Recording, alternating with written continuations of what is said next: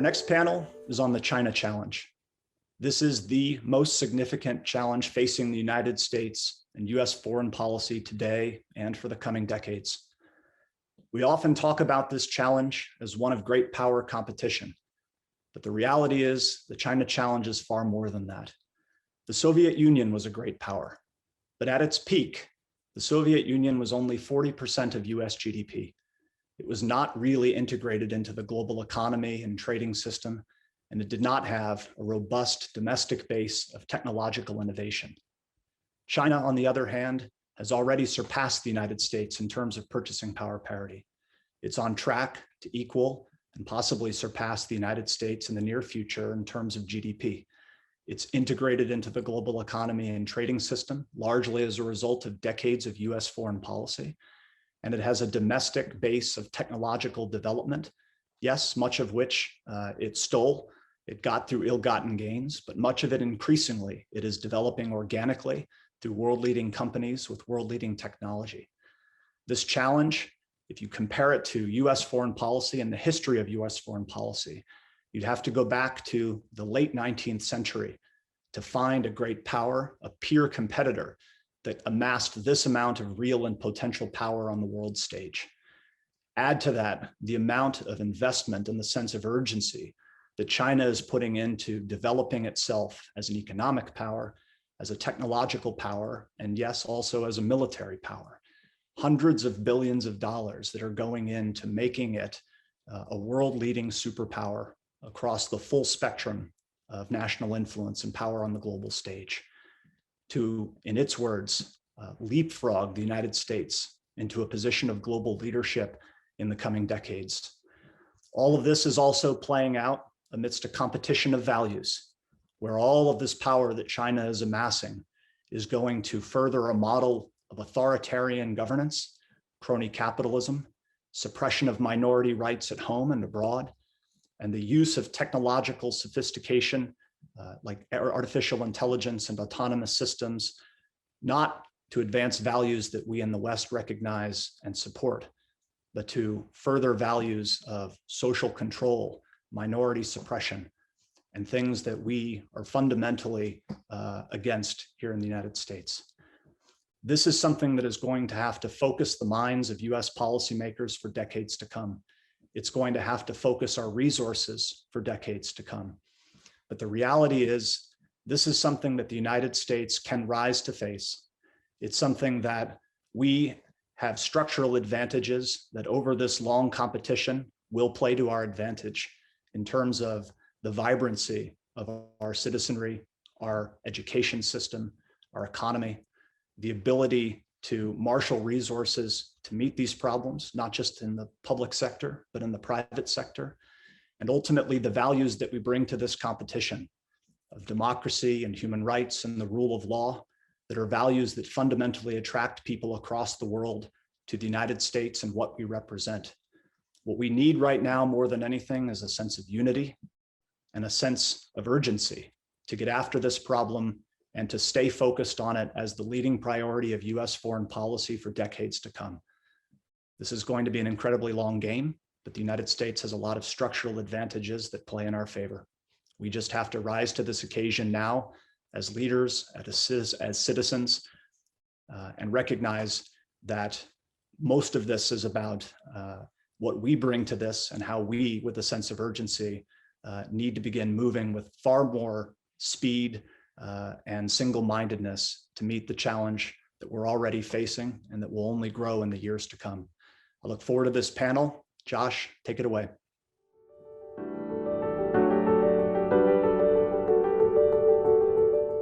Welcome everyone to this session of the McCain Institute Sedona Forum online. My name is Josh Rogin. I'm a columnist with the Global Opinion section of the Washington Post, and this panel will be about the China challenge. Very honored to welcome to the stage now three very distinguished public servants who all not only have played a crucial role in readying the United States for the China challenge, but who all have their own career and personal stories connected to the late Senator John McCain. I myself traveled with Senator McCain for many years to many countries to watch him promote both the American interests and American values and stand up for the afflicted in countries all over the world. And that ethos is part of what we're bringing forward in the McCain Institute Sedona Forum, and also part of what we're bringing forward as a country to the China challenge and to the world. And I'd like to welcome you all to this panel right now. And I'd like to start off with a question. And the question I'm posing to each of you, and I'll start with you, Senator Sullivan, is very simply this. You know, at the beginning now of 2021, during the Biden administration, U.S.-China relations are in a very different place than they were 4 years ago. It's undoubtedly true that the Trump administration changed U.S. strategy and the conversation about China in ways that we can't be undone. But to be honest, it was a mixed picture. So what I'd like to ask from each of you is, what do you think the Trump administration got right about China? And what do you think the Trump administration got wrong about China? And you have to answer both. You can't just choose one or the other. And I'll start with you, Senator Sullivan. Well, Josh, thank you. And it's great to be back at the Sedona Forum, even if we're virtual. And I do want to do a shout out to the forum, to the McCain Institute. You know, you're right. We all have our John McCain stories. I got a bunch of them. You witnessed a few of them, Josh, at the Shangri-La Dialogue year after year, where I had the honor of traveling with Senator McCain and just really having him as a mentor in the U.S. Senate. And so I'm thrilled to be back here. And it's also great to be on the panel with Congresswoman Murphy and my good friend, former Secretary of Defense, Secretary of Army, Secretary Esper, who also did a great job. And so just want to mention that. Look, you know, when I came to the Senate, I just started my second term, but as you know, Josh, some of the first speeches I gave on the Senate floor 6 years ago were about the China challenge. And to be honest, not many people were talking about the China challenge. You know, I said, look, I'm a Marine. I've deployed out in the Middle East. You know, I get it, Al-Qaeda, ISIS, but the big challenge for the next 50 to 100 years is China. And nobody seems to be talking about that in the US Senate. I mention that because obviously you couldn't give that speech anymore. I gave that speech a lot 6 years ago. And I think that the Trump administration deserves a lot of the credit.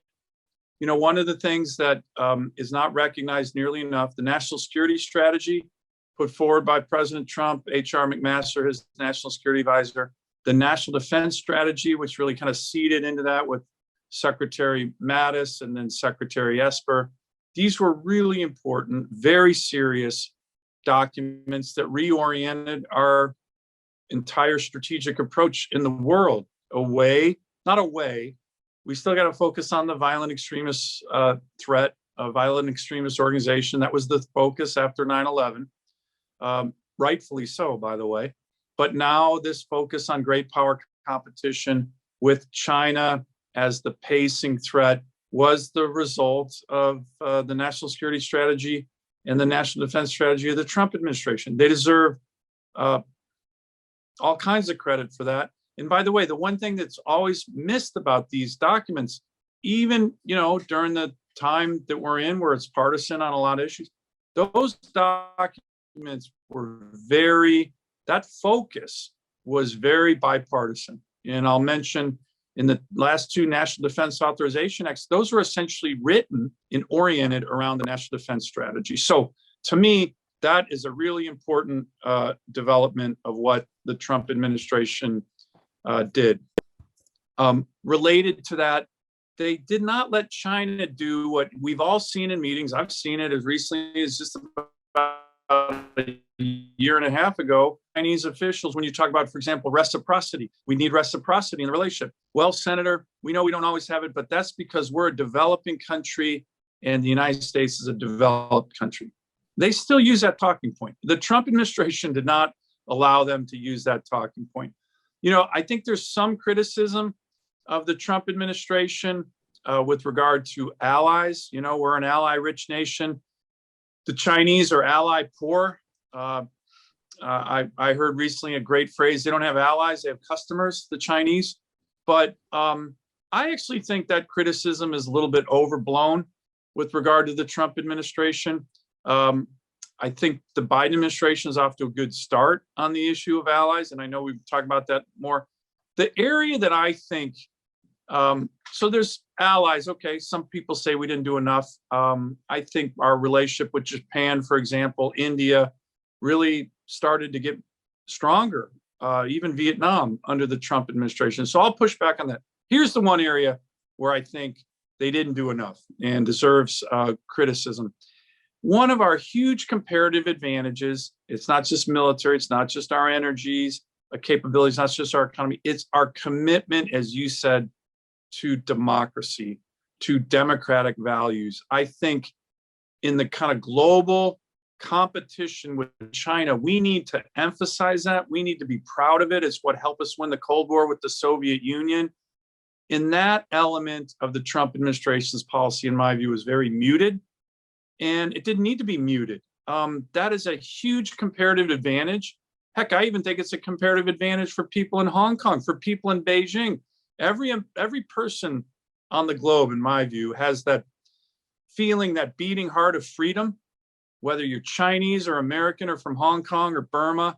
And we need to emphasize that more. In my view, they didn't do it enough. But overall, I think it was a strong record on reorienting our approach in our strategic outlook with regard to China.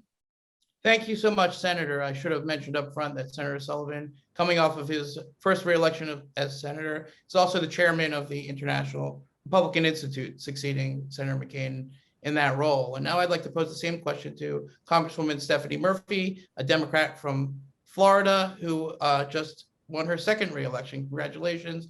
And same question to you. What was good about the Trump administration's China policy, and what was bad about it, in your view? Sure. Well, let me just thank you, Josh, and the McCain Institute for inviting me, and the Sedona Forum. This is my first appearance. I hope I earn myself a repeat invite here.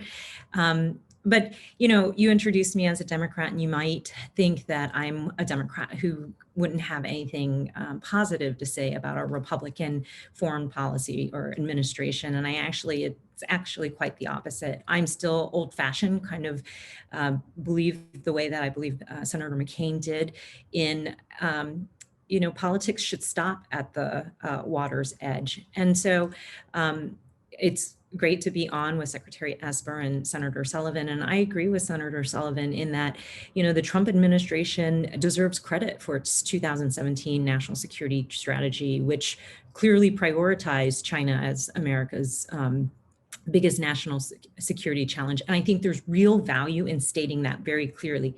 And I'll also beginning to very loudly and aggressively not only reaching the conclusion, but advocating the conclusion that, you know, this experiment that we were on the last couple of decades to try to bring China into the global economic fold as a means to induce the CCP to somehow become a more responsible member of the international community or transform themselves into a democracy has failed. And what they did was they entered the international global community and then pushed the rules as far as they could to advance their own interests at often the expense of our interest.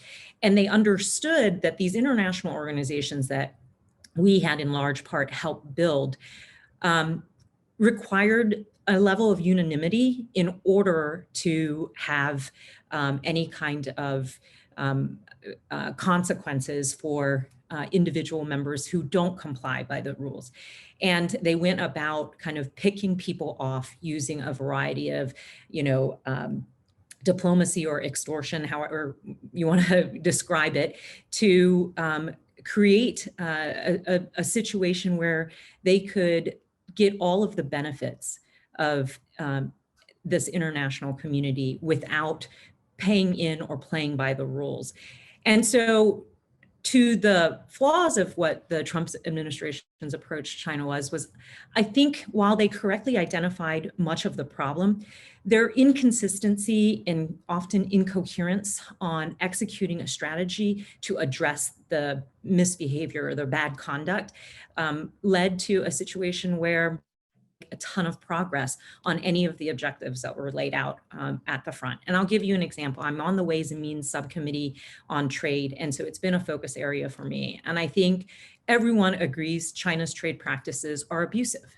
And the litany of things that they do wrong and violations that they commit are long. But the question is, how do you most effectively address it? And the very first thing the Trump administration did was to unilaterally withdraw from the Trans-Pacific Partnership.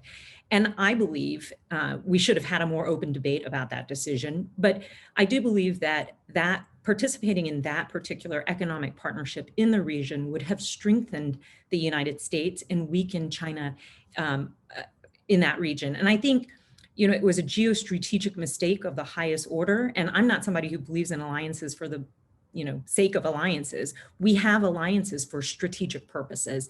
And be in the Asia Pacific region, we have to have a greater presence than just the 7th Fleet. Participation in the TPP would have been an area where we could do that. And then secondly, the Trump administration imposed aluminum and steel tariffs on our allies, causing counter tariffs at the same time that he had a very strong tariff policy against China, also causing counter tariffs. I think the first set of tariffs on our allies weakened their will and resolve to help us address the very real problems with China. And, you know, while a lot of American companies were willing to maybe endure the tariff for some period of time, they didn't actually make any progress towards correcting the bad behavior around IP and other things. We just got more soybean purchases. So, you know, I think they correctly identified the problem, didn't make too much progress on actually affecting and changing the bad behavior. Thank you, Congresswoman Murphy. I would just note quickly that even though soybean purchases didn't really come through, so we didn't even get that much. So we've heard some praise and some criticism of the Trump administration's approach. I think it's very appropriate now to go to former Defense Secretary Mark Esper, who was an integral part of that approach in several capacities. And in addition to being the former Defense Secretary, Dr. Esper is also now the John S. McCain Distinguished Fellow at the McCain Institute. So Secretary Esper, both the good, the bad, the ugly. Well, thanks again, Josh, for hosting us today. It's great to be back at the Sedona Forum. It's been a few years for me. And it's also a privilege for me to be here as the John S. McCain Distinguished Fellow. So I want to thank Cindy McCain and the board for their confidence in me. Let me just step back a little bit and frame this a little bit to say that I think, as we all appreciate, and I agree with what Senator Sullivan and Congresswoman Murphy have said, but we recognize, even the Biden administration recognizes, that we are in this era of great power competition with the Chinese, and their strategic objective is to displace the United States as the world's preeminent power by mid-century. They talk about it, they write about it. And what they also want to do is upset this international rules-based order that has served so many of the United States as friends and allies now for 70 plus years. So we must compete, we must win the peace. And I'd say we do that first and foremost by leading with our values. But we also have to do some other things, the practical aspects of government. We have to make sure we have a strong and capable military, a robust diplomatic corps. We have to have adequate foreign assistance, and we have to invest in technologies. Those things that the Trump administration had done, and I think the Biden administration is doing as well. Look, the bottom line is the world is looking for the United States for leadership, and we need to provide it, because if we don't, nobody else will. And I think for us back here, it also means we have to set aside toxic partisanship. We have to get our fiscal house in order, because this is going to be a competition that lasts decades. And I think whoever wins it will, end up dominating the 21st century. So with that, framing it in that regard, let me just say this much. I am proud of what the Trump administration accomplished when it came to China. I think it is a very important achievement that we took a very clear-eyed, straightforward approach to China, recognizing its true nature and its ambitions. And I say that as somebody who's worked China now for 25 years. I was on the floor of the Senate in 2000 when we approved most favored trade status for China. It came into the WTO a year later. So most folks probably can't appreciate the sea change that has happened in 15 to 20 years with regard to the US government's view, at least, with regard to China. And I think we're finally at the point where we should have been those so many years ago with regard to what their ambitions are. So I think a success has been bringing focus to that, a whole of government approach encapsulated in the national security strategy. And of course, for me, the national defense strategy was the most important thing. As you know, and I hope Congress knows, I made it my top priority to implement that. So we went about everything from improving the readiness of the force today to modernizing the future with the weapon systems and other pieces of equipment we needed for that challenge. We focused the Department of China. I set up a red cell to look at China, focusing our professional military education on Chinese doctrine and order of battle and all these things. So I felt that in the time we had, we made a lot of good progress. And I'm very pleased to see what Secretary Austin and Deputy Secretary Kath Hicks have said about it as well, treating China as the pacing threat. I think those are all very important things. I do think some other accomplishments, and I'm going to thread the needle between what Congresswoman Murphy said and Senator Sullivan said, is this. I think we made some very important progress with regard to our allies and partners. So, Secretary Pompeo and I participated in two 2+2s with India.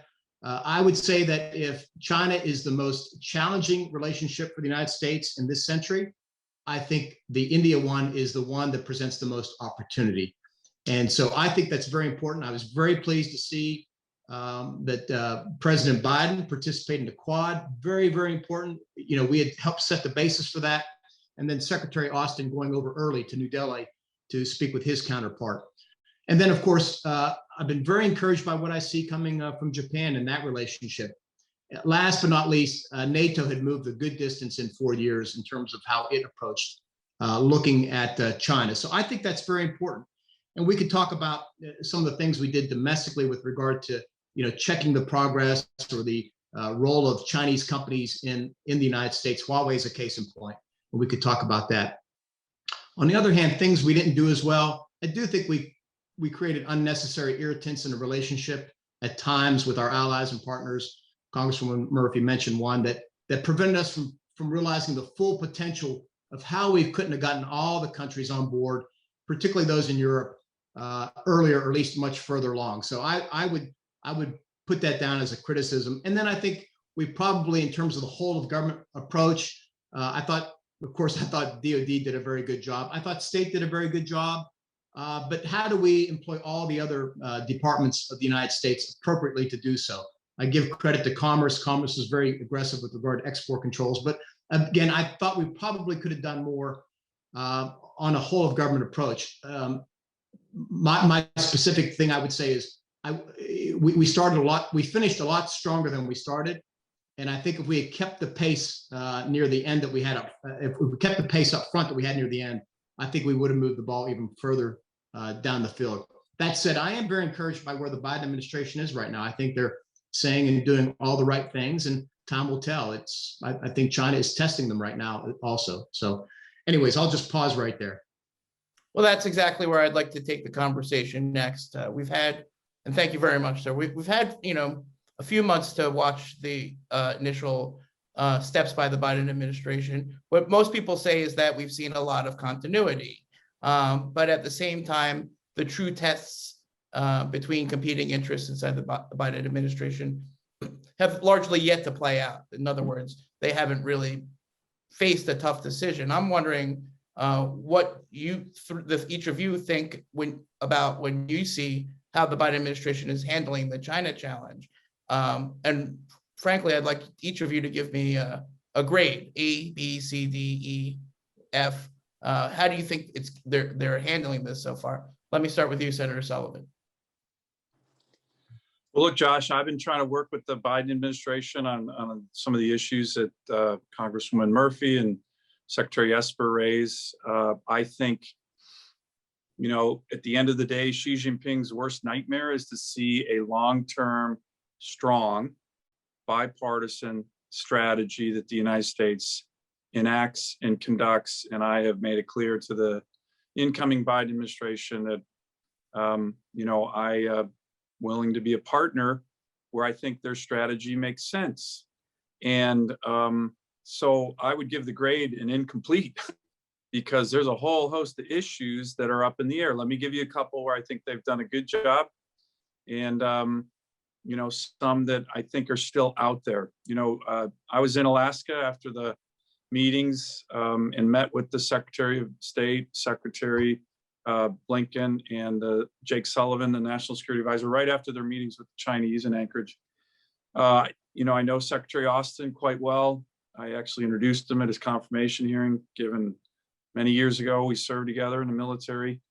So I think the way in which they started this, making sure the first meeting with the Chinese was on American soil, great state, by the way, my state, the great state of Alaska, but also that they really set up, as Secretary Esper said, I think an important kind of focus on our allies, the Quad meeting, the leader level meeting of the Quad. That had never happened before. That built on Trump administration, built on, heck, the Quad idea started in the George W. Bush administration. That was great, very important. I think the visits to Japan, in Korea, in India by the Secretary of State and the Secretary of Defense, and then the Secretary of Defense going to India himself, really important to set the stage. So Jake Sullivan likes to use this phrase, dealing with the Chinese from situations of strength. That's an old Dean Acheson phrase that he used in The President at the Creation when describing how to deal with the Soviet Union when the Cold War began after World War II. I couldn't agree more with him on that. Allies is one area that's a situation of strength. We have much stronger alliances, certainly than the Chinese or our other adversaries like Russia and North Korea. Working together on domestic legislation, you've written about it, Josh. Some of it's coming together to make us more competitive with regard to China. I think there's a really important bipartisan opportunity on that. Let me give you two that, again, where the grade is incomplete. One is on the military. The Obama-Biden administration's second term cut defense spending by 25%. Xi Jinping stood next to the President Obama in the Rose Garden and said, in 2015, we're not going to militarize the South China Sea. That was untrue. That was a lie. And yet when they started to do that, Secretary of State John Kerry and others in the Obama administration wouldn't even do freedom of navigation operations as they were gutting our military and our readiness. Readiness plummeted. We have rebuilt that during the Trump administration. The big issue, we're not there yet, by the way, fully. You can't cut defense spending by 25% in 4 years and think you're going to have a strong military. Where are they going to be on the military? You have members of the Democratic Party, Bernie Sanders, Chuck Schumer, who put forward a bill last year. I debated them on the Senate floor on it. They literally called it the Defund the Pentagon Amendment. 14% across the board cuts. That's part of the Democratic Party. Where's Joe Biden, Secretary Austin going to be when they put forward a military budget? It better not be weak. The Chinese will notice. So that's out there. Let me give you one final one. A huge comparative advantage we have right now that, again, the Trump administration built up, but to be honest, it built over many years, primarily the private sector of America. Prior to the pandemic, we were the world's energy superpower. Produced more oil, produced more natural gas, produced more renewables than any country on earth, more than Saudi Arabia, more than Russia. This is an enormous strategic comparative advantage, particularly as it relates to China, who is extremely vulnerable on these issues. Out of the gate, the Biden administration's energy policy is focused on curtailing the production of American energy, killing American jobs. This makes the Russians, the Iranians, and the Chinese very happy. It's very misguided. There's a debate going on within the Biden administration at the highest levels on where this should go. If we unilaterally disarm our American energy independence and dominance that we now have in the world, that will be the best thing Putin and Xi Jinping would want us to do. So the jury's still out. We have a lot of areas to work together on, but if they're weak on the military and they're weak on energy, and they have John Kerry leading the charge again on these issues, it's not going to be something I'm going to be supportive of, even though I'm trying to be supportive on a whole host of fronts, and I've certainly let them know that in public and in private. Thank you, sir. Before we go on to Congresswoman Murphy, just a very quick follow-up. You were in Alaska. You talked to the Secretary of State, the National Security Advisor. We've seen every analysis there is, that it was a blunder, that they ate our lunch, we ate their lunch, lunches were eaten. What do you think? How did the Biden team do in Alaska? Were they too weak? Were they too strong? Were they just right? What did you get from your front row seat? Look, I think that as Secretary Esper said, they're clearly being tested. The kind of wolf warrior diplomacy was on full display. I think they should have been ready for that. But I have not been one to go out there and criticize Secretary Blinken or Jake Sullivan on the way in which they dealt with that. They brought the media back in. I think they could have been a little bit stronger on our values. The fact that the Chinese are calling themselves a democracy, that's a joke. That's actually factually not true. They could have just stated that. The fact that they are, I think they may have been a little bit weak on kind of acknowledging that, yeah, we have challenges. We certainly do have challenges. There's no doubt. There's no, with our own citizens, but to let the Chinese get away with kind of, mentioning Black Lives Matter and other things as some kind of a moral equivalence with the way in which they deal with their people, perhaps could have pushed back a little bit stronger on that. Should have, in my view. But overall, I think the fact that they brought the press back in, they regrouped on that. I'm not someone who's out there pounding them. This is tough. These are tough issues. And I think, like I said, overall, the orientation and the first meetings, I got readouts. They were not weak in those meetings. They were pressing the Chinese hard, and they need to continue to do that. And I think they'll get bipartisan support if they continue to do that. Thank you, sir. Let me turn to you, Congresswoman Murphy. What's the view of how the Biden administration is doing from inside your caucus? And what was your personal view about how those first set of meetings were handled? Yeah, Josh, I used to teach college and before I came to Congress, and I would say we haven't yet hit spring break. And so I'm with Senator Sullivan on the incomplete as far as addressing how they did. Look, I think the Biden administration is undertaking a comprehensive review of the U.S. policy towards China, which they should do. And it's also going to be informed, how they respond is going to be informed by public opinion as well as Congress. We are not without agency in this situation. And I would note that the anti-China sentiment is high. My hope is that we keep it on anti-CCP as opposed to anti-Chinese people, or God forbid, anti-Asian Americans. But, what I see from the administration to date on trade, it looks like more of the same. Both the administration has, prior to taking office, they said they were going to focus on domestic issues and not really do much in the trade space. I would argue that our trading relationships are a key part to our domestic economic recovery. So my hope is they'll rethink that. The recently confirmed USTR has said that on the tariffs issue, you don't give up leverage for nothing. And she, whether she agreed with it in the beginning of all of this or not, she inherited it, and now it's leverage that she can use. My hope is that she uses it to a better outcome than the Trump administration was able to as it relates to Chinese trade practices. On the defense budget, look, our defense budget, it's good to hear the senior officials in the Biden administration acknowledge that China is our pacing threat.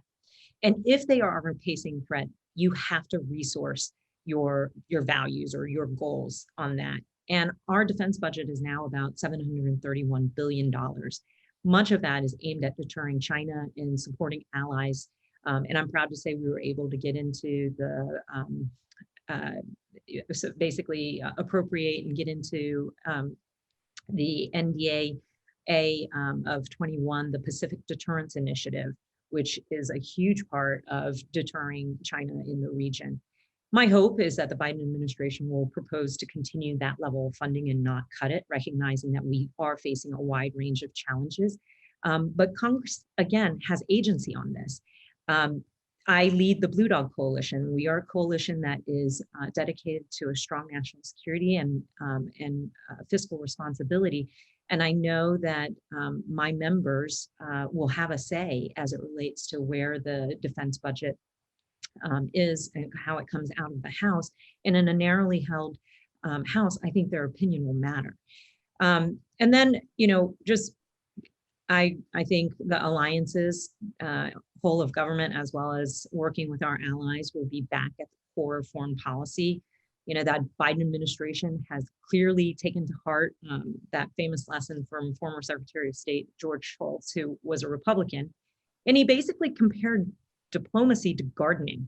And we have some weeds to pull out and some fields to plow, so to speak. We have to make those investments because building and maintaining these relationships takes constant maintenance. And I think we also have to build back if we're going to continue the farming analogy, our farmers, because our diplomatic corps and a lot of the folks who do this work for us on a day-to-day basis, there are some morale issues, and there has been some gutting of the department, if I can put it lightly. So there's more investment that has to happen there. And then finally, I think the Biden administration would be more willing to talk about human rights. I always got the sense that the Trump administration and Trump himself was not comfortable highlighting human rights. You can be strong and defend your values and still be seen as strong. And it was almost as if the last administration was afraid that if they talked about human rights, that would be seen as a weakness. And I think the Biden administration truly understands that human rights and core democratic values have to be what leads our foreign policy, because it helps us lead our allies and be seen as a global leader and be the person who defines the terms of this battle. Because we are in a conflict between China that is both a governance system competition as well as an economic system competition. And so all of that conversation, the wolf warrior things, that is part of their larger psyops, basically psychological operations to undermine and undercut our system of governance as well as our economic system, and present not only to the world that their version, their model is better, but also to sow uncertainty in our domestic discourse. And we have to be better inoculated against that and do better on the global stage. Thank you so much. Before I move on to Secretary Esper, I do want to address the issue that Senator Sullivan raised, which was the conflagration of the race issue and the China issue, both on the Chinese side and on the US side. And what he was referring to, of course, was that as part of their effort to distract from their own mass atrocities, the Chinese delegation pointed to the serious racial injustice issues that we face in our society. And Secretary Blinken responded that, in fact, in our society, we deal openly with these issues and strive to correct them. And that is the distinction that he sought to draw. But I wanted to ask you, Congresswoman Murphy, how you think about these two issues, how they're interacting, and how we can deal with both of them, how we can both confront the bad behavior of the Chinese Communist Party and also deal responsibly and forthrightly with what is undeniably a rising trend of hate and racism against Asian Americans and Pacific Islanders in our community. Yeah, I think what is happening in our society right now, though it be that we are dealing with it in a democratic way by having conversation and dialogue about it, it is undeniable that it is happening. And it is also undeniable that it has an impact not only on us here at home, on Americans, but it also has an impact on our alliances and our partners overseas. For example, I received a letter from the ambassador of Vietnam expressing deep concern about the Asian American violence that they are seeing unfold. Just as we received a lot of diplomatic response in the aftermath of January 6th at the attack on democracy that they saw. These incidents that happen aren't just, they're real incidents, and they are broadcast not just for the American people, but for the world, all across the world. And those two things go at the heart of what we say we value in this country, what we promote, which is a strong democracy undergirded by free and fair elections and the peaceful transfer of power, as well as an open society that is inclusive of all the hyphenated Americans that make this country great. And so I think as a country, we have to have we not only have to use our words to push back on this, there has to be some actions that acknowledge that there are some issues here and we need to make some changes. Excellent, thank you. And can you talk about how to do that while also being clear-eyed about the China challenge? Because I think there are people both on the right and the left who assert that we can't do both, that ramping up our confrontation of the Chinese government necessarily fuels the ramping up of hate and violence. And I'm wondering if you can help us understand if that's something that we can manage, and if so, how can we manage it? Yeah, well, of course we can manage it, but it takes elected leaders and people who have a platform being a little more responsible with their rhetoric. And that means when we talk about the CCP, we distinguish them from the Chinese people, and for sure we distinguish them from Asian Americans or Chinese Americans, because there are real problems that are being perpetrated by the CCP. And the only way we can address those is united as a country and in partnership with our allies. And when we have elected officials who, for political expedience, conflate the CCP and with Asian Americans and stoke division in this country, it makes us weaker at home, and it undermines our moral authority when it comes to addressing the very real human rights violations that are happening in Xinjiang, the real undermining of democracy that is happening in Hong Kong. And moreover, when we see this conflation between anti-CCP with anti-Asian American, we are attacking ourselves. We are helping the CCP, and we have to understand that. And the last thing I'll say on this is that we have got to have a politics that doesn't, that this kind of divisive hate and rhetoric isn't rewarded financially. And we're coming to the end of a quarter here. And if you look at some of the people who are most guilty of that kind of irresponsible rhetoric, they've had the largest fundraising quarter because they are fueling into this racism and hate within this country, and it's making us weaker. We have to be strong together. There was one leader who keenly understood the value that Asian Americans bring to our society, especially to public service. That was Senator McCain himself. And Congresswoman Murphy, you found that out from Senator McCain directly. Can you share with us that experience? Sure. When I was a freshman member of Congress, I had been elected in 2016 as the first Vietnamese American woman ever elected to Congress. I was on a co-dell with Senator McCain at the Hanoi Hilton, and he was giving us a tour of the Hanoi Hilton, a place where he had been tortured by the Viet Cong, and a place where he endured 5 years in prison in shackles. And he was answering questions for the delegation, and he talked about the importance of having veterans, people like Senator Sullivan and others that were in not only the Senate, but in the House, that it was important to have veterans serving in Congress because they brought a unique perspective. But then he also turned to me and he said, "Congratulations, you and so many other Vietnamese Americans have contributed so much to this country." And I think it's that kind of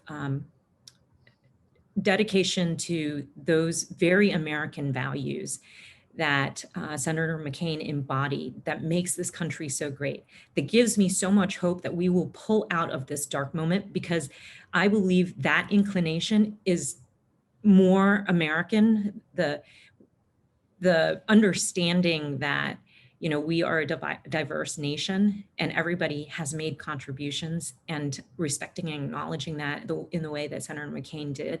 It's that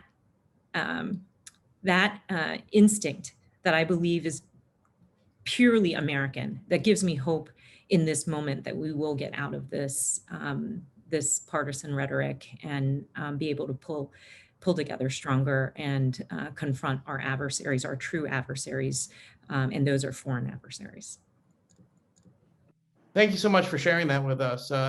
Secretary Esper, thank you for being patient. You know, both of the serving lawmakers dodged my grading assignment. So maybe you can be the only one to actually answer it and give the Biden administration a grade on their China approach so far. And then also, if you could share with us your perspective on what you just heard. Well, it is too early. I mean, we haven't hit the 100-day mark yet, so I think it's early. But I will say that I'm pleased with what I'm hearing. President Biden has said that his top foreign policy priority will be competing with China on the global stage. That's very good to hear. I think they made very good comments about the genocide that is occurring in Western China against the Uyghurs. Talked about the crackdown on democracy advocates in Hong Kong. Those are all good things. And we spoke earlier about, you know, the interactions with our allies, whether it's the India, Korea, Japan, all those are good things. But look, at the end of the day, the metric for me will be, as it is with most things, is where do you put your people, time, and money? That will be the long-term yardstick by which I think we should look at these things. And, you know, I'm going to jump on where Senator Sullivan was, and that involves the defense budget for obvious reasons. Look, we can't, China this year is investing 6.8% will be their budget growth, okay? Previous years, over the last 4 or 5 years, it's been between, I think, 7 and 8% annually. In the 2000s, it was double digits annually. So they are at a breakneck pace to modernize their military. They have told us that by 2035, they want a modern military, and by the year 2049, they want a world-class military, which is their way of saying they want to have a better military than we have. And look, we have to compete. Leadership is tough. It requires sacrifice. And we're not going to be able to compete if they're investing at 6.8% and we're investing at 0% growth. Because right now, the parameters we're talking about is a flat budget or a 10% reduction. And look, even a flat budget means you're losing 2.5% due to inflation. My view, I said it during my time in office, I'll say it again, it was the view articulated by the National Defense Strategy Commission, is we should be investing 3 to 5% annual real growth each year, 3 to 5%. If we're going to not just make up for, you know, the years of sequestration and budget cuts, but to also make sure that we can compete with China in the future. It's just going to take money. And the challenge is we're coming off this 20 years of being fixated for good reasons on Iraq and Afghanistan. And we have to modernize this military that was built during the Reagan era for the most part. That's going to take 10 solid years of investment. And I'm not sure we have the capacity. I'll just give you a quick number here. You know, I think we need to build a bigger, better Navy. The future naval force structure strategy that I presented in October, I talked about a 500-ship Navy of manned or unmanned ships, but we don't even have the capacity right now to do that. The Chinese, meanwhile, they have the largest shipbuilding capacity in the world. They, when you combine what they present, I think they have 40% capacity. When you combine them with the Koreans and Japanese, they occupy 90% of the world's shipbuilding capacity. So where is the United States? I mean, the Chinese are building 3 times the number of ships, putting 3 times the number of ships in the water each year than we are. That's just one example. So it's going to take investment, and those are tough choices. And by the way, I think somebody else said this, it's not just investment in DOD, but it's got to be investment in state, in foreign assistance, in all those elements of our national power that will be critical to winning this fight. because the other advantage we have, it's been mentioned, is it's asymmetric advantages, our allies and partners. We got to continue to strengthen them, bring them along. And in some cases, it means doing things outside the military realm or the diplomatic realm that just make good sense in terms of building partnerships. So can we share COVID vaccines with them, right? Can we practice that type of diplomacy, or foreign assistance, development assistance? So I think those things are critical, but those will be the metrics as I look over the coming months. It's, people, time, and dollars. Where are they put? And it's going to take a commitment. That's why I go back to what I said originally. I think the bigger challenges we need to solve is tamping down this partisanship, and then figuring out between both parties is how do we get our fiscal house in order? Because I would say it's not just not enough defense spending, it's not enough discretionary spending. And that means we have to take a look at the other side of the budget, which is the mandatory side of the house. But those are big issues, and we have to see whether Congress and the executive branch are up to taking those on. Excellent, thank you. That brings me right back to you, Senator Sullivan.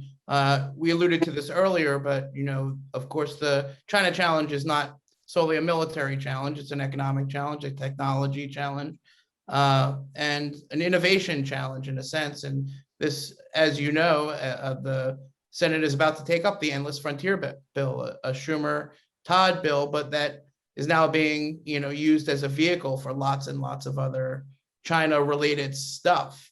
And it starts with $100 billion to revamp the National Science Foundation, under the premise, as we've heard from Secretary Blinken, that we shouldn't be trying to slow down China, we should be trying to run faster.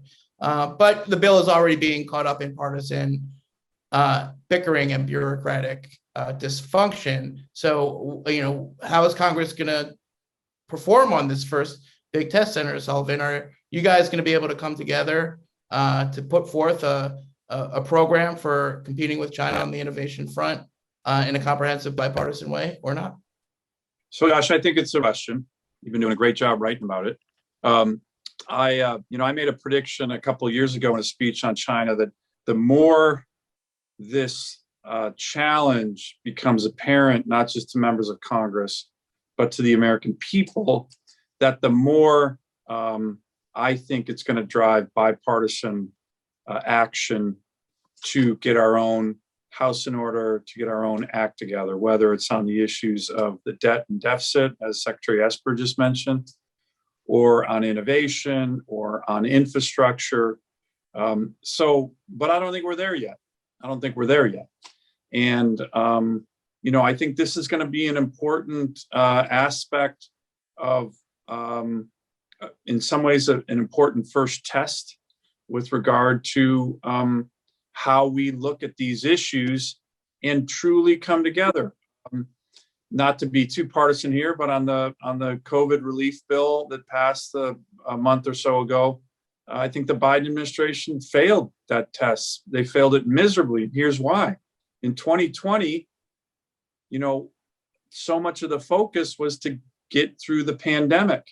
And in the Senate in particular, we wrote 5 different pieces of pandemic relief legislation, the CARES Act being the most prominent of them all, but even a big important bill in December. All 5 of those were very bipartisan, over 90 senators voting for those, because we opened it up. We made it clear, even though the Republicans had control of the Senate and control of the White House, that we thought on pandemic relief that it would be really important to make that bipartisan. Unfortunately, that model was rejected in this $2 trillion COVID relief bill that passed by essentially a party line vote just about 3 weeks ago in the Senate and the House. So I hope that we can do better on this. There are a lot of good ideas in how to deal with the Chinese, particularly when we look at our comparative advantages. As I mentioned, I'm not a one-trick pony here, but the opportunities I have with technology and energy are just off the charts. And again, to kind of unilaterally say we're not going to do any kind of energy if it's a hydrocarbon, oil or gas, to me is probably the number one thing Putin and Xi Jinping are cheering for. So, but again, my broader point and my broader positive outlook is that the more this challenge is seen as very real, particularly by the people we represent, the more we are going to need, and I believe will come together on issues that really, really impact us: debt, deficit, infrastructure, innovation, getting rid of red tape. But are we there yet? I think it's going to be an important test. I'm not 100% hopeful, but we will get there. We will get there. It might not be this bill, though.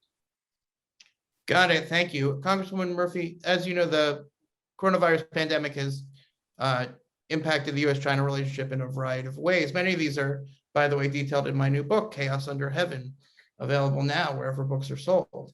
But I would like to ask you, Congresswoman, how do you see China using the pandemic to advance its strategic and political interests, and not just in the United States, but all over the world? We've seen vaccine diplomacy, vaccine blackmail, and basically a very aggressive approach. And, what can we do to respond? We want our vaccines for our people, but what other tools could the US government and even Congress use to make sure that the coronavirus pandemic isn't abused by the Chinese Communist Party to advance their interests against ours?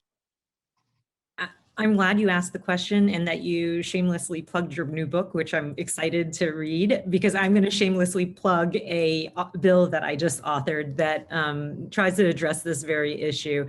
It's actually called Preventing China from Exploiting COVID-19 Act, and I'll be reintroducing it this year. And it basically requires the DNI to prepare an assessment of the different ways in which we have seen the CCP exploit the pandemic in order to advance China's interests and undermine the interests of the United States. And, you mentioned a few where we've seen the CCP use vaccines and medical equipment as a way to coerce these countries into supporting China in a variety of ways.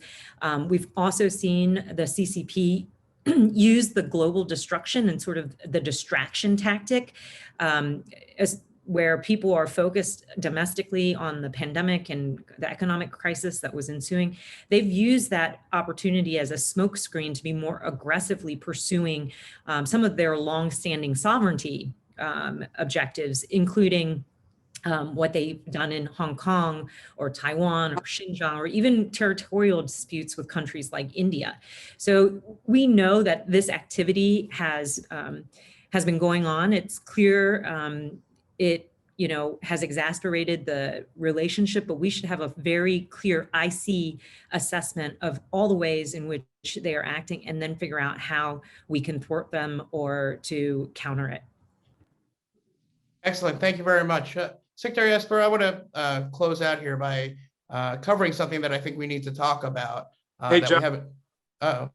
Brooke, Yes, can sir. I add one point on your question? Sure. Murphy. Look, and again, I'm critical where I see the need to call out some missteps or potential missteps with the Biden administration. On the other hand, when you saw the Quad leaders meeting, and that was the first one of its kind, very important, and their major initiative was vaccine diplomacy in Southeast Asia and other areas. And that was ambitious. It didn't get a lot of press, but I actually thought it was an important step to address the issue that you just asked Congresswoman Murphy about. And I think that that could have a really positive impact in a way that, look at the PEPFAR, HIV/AIDS initiatives and others that the President George W. Bush undertook that could really matter. So again, I think that that was something that goes to the question that you asked and was innovative, and it was a good start. Excellent. Thank you for that addition. That was helpful. And let me turn back to you, Secretary Esper, and this will be our last question. And I know this was an issue that was close to Senator McCain's heart, and that is the issue of the U.S. Partnership with Taiwan. And what we hear in the months, it's hard to know, but what we see is increasingly aggressive tactics, incursions, intimidation, and interference by the Chinese government in Taiwan and across the board. But it's hard to tell how worried we should be and what the threat assessment really is. You were Defense Secretary until recently. Give us your honest assessment. What do you think is going on there? Or how worried should we be about what we see as an increasing encroachment upon the freedoms and rights and territory of Taiwan by China? During my tenure, my two areas of most concern for me when it came to China were the Taiwan Strait and the South China Sea. We clearly know that that China considers Taiwan as part of China. If I've traveled to China many times in the past when I served on the Hill, it's to them it's an indisputable part of their territory, and it's on that bucket list of things they want to finalize. I was there at the handover for 1997 for Hong Kong. That was another one, and they've checked that box years ago, and they're now pulling Hong Kong closer in. So I do think it's a matter of concern. I think it's something we watch closely. I know the Indo-PACOM Command does, and I'm confident in that. But I'll say this much: the Taiwanese need to do more as well. They need to increase their defense spending, and they need to spend on the right things. And then we need to look at more ways to cooperate. That was one of the things that we had begun last summer, late summer, is greater cooperation with Taiwan. And then how do we incorporate into our planning our allies? And this begins with allies such as Japan and the Australians and others. But interestingly, we have European allies that have a presence in the Indo-Pacific, such as the Brits and the French, who can also play a role. So I think we need to think more broadly in that regard about the defense of Taiwan, but more importantly, how do we deter Chinese aggressive behavior and stick to the principles that we know are part of the communiques that are part of the Taiwan Relations Act, et cetera.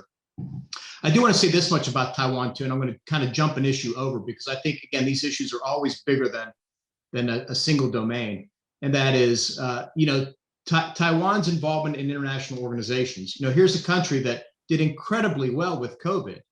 And we're a case study in terms of how to prevent high infection rates. And yet they're not a member of the WHO. At the same time, we see China trying to infiltrate itself, if you will, in all the international organizations, the WHO, the World Intellectual Property Organization, and other organs of the UN. It's something we need to be very cognizant of. I know our State Department was working very hard to make sure that we had good people, not just from the United States, but any liberal Western country, if you will, that could be put into these organizations and lead and defend that international rules-based order. Because this is another way at which China is trying to undermine that order and trying to go about it by placing its diplomats in these organizations and then trying to undermine it from within. So we need to be conscious of these things. They're all knitted together. They all link together. China has a grand plan, and we need to start competing with them on all parts of this terrain. Well, it's very clear to me from this discussion that we're only beginning to scratch the surface of what we need to do as a government and as a society in rising to this generational challenge of a rising China.